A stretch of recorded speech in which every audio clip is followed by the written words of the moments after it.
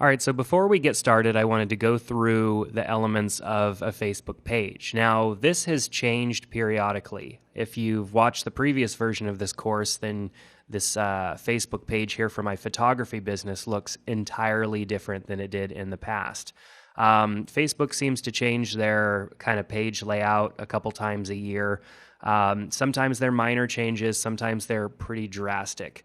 So you're looking at my photography Facebook page. I'm logged in as the admin of this page. As you can see here, it tells me that I'm posting, commenting, and liking as Jared Hill Photographer. So I am acting as the page right now, which is the default way of using a page. So in the header here, we have page, activity, insights, and settings, and then over here, build, audience, and help. These are all analytics and additional options that we're going to go through as we create our page. Then we have our header image, which I have a bouquet photo. I like it because it's a good representation of the photography that I do, which is a lot of wedding photography and detail-oriented photography. Then I have a photo kind of myself with a camera, as opposed to a typical headshot or maybe even a photo of a bride or something like that. I didn't want to get too specific with, maybe making my page look like all I do is wedding photography, because I do commercial photography as well. So I have kind of a photo that somebody actually captured of me while I was taking a picture, and I kind of like that. Then you see the title of my page, which is Jared Hill Photographer, and then the category in which my page is categorized under, which is photographer. To the right of that, you see that I have liked my own page, and I can choose to get notifications, add to interest lists, or unlike my page. You can follow a page as well, and it shows following here. I can uncheck that. I can share my page, and then there are some options over here on the right, and we'll go over those later. You also see an option when I mouse over my cover image to change the cover. Now, from time to time, you'll see when I mouse over images that they get really large. There's a extension that I'm using in Google Chrome, which is the browser that I'm using. You might be able to see it down here at the very bottom right. It's called Photo Zoom for Facebook.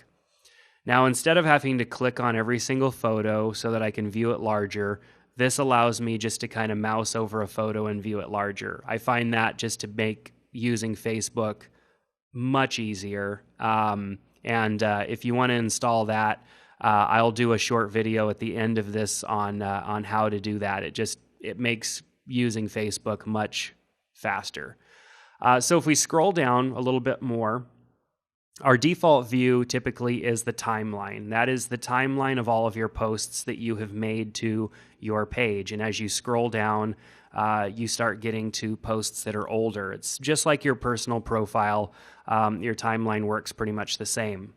Your About section is all of your detailed information that you enter into the page, such as, and this is different depending on what category you choose, but for me it's a general about, biography, a description. I can add general information such as links or more information about myself.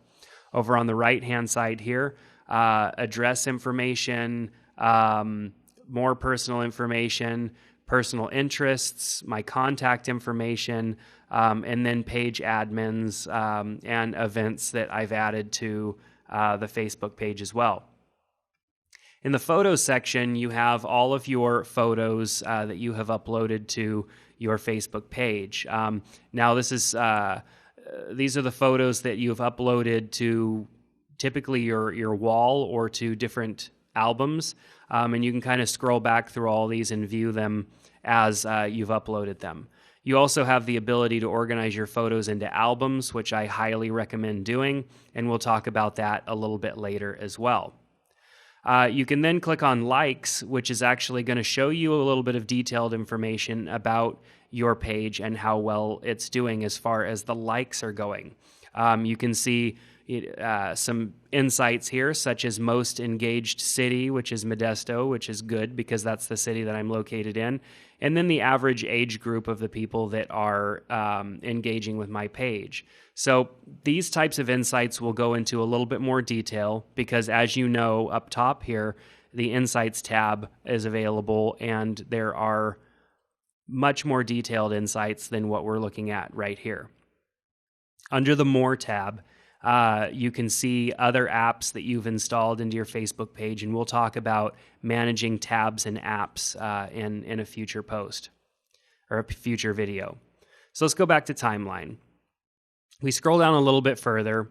We have our timeline over here on the right-hand side.